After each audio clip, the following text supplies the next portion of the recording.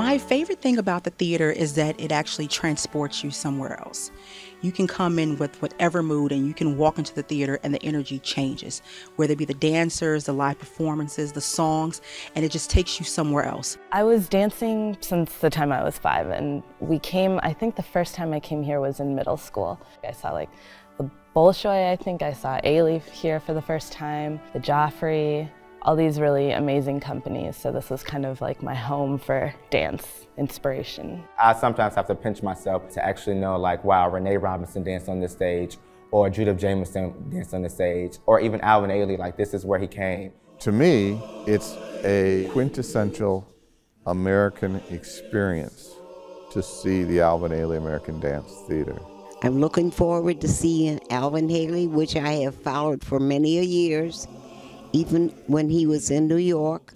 And it's a thrill to see people dancing like that.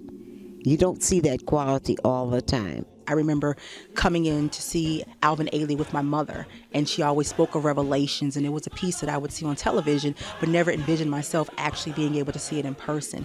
And she bought me front row seat tickets, and I came in all excited, and at the end when it was actually performed, I was on my feet and realizing that this is what everyone is talking about when it comes to Revelations. In high school, my dance teacher brought us here, and we saw Dance Africa, I believe.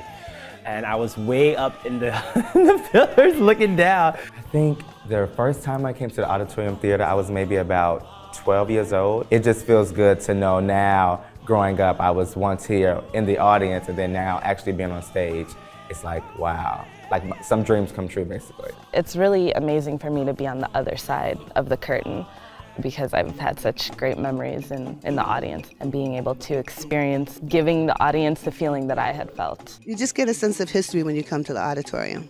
So I really don't imagine where I would see Ailey anywhere else in terms of in Chicago.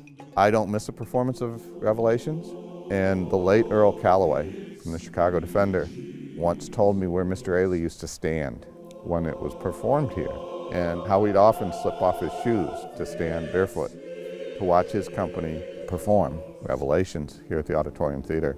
Since he told me that, I actually will often go during Revelations and stand where Mr. Ailey stood and take off my shoes to feel his spirit, and it's moving. And I've also really admired and enjoyed the growth of Ailey. I've really watched from Alvin Ailey when he was the director, through Judith Jamison and some of the works that she has done, and now with Robert Battle. Well, I often think about how many historic figures have probably stepped out onto that stage. And so when I step out there, I sort of feel that I'm standing on shoulders.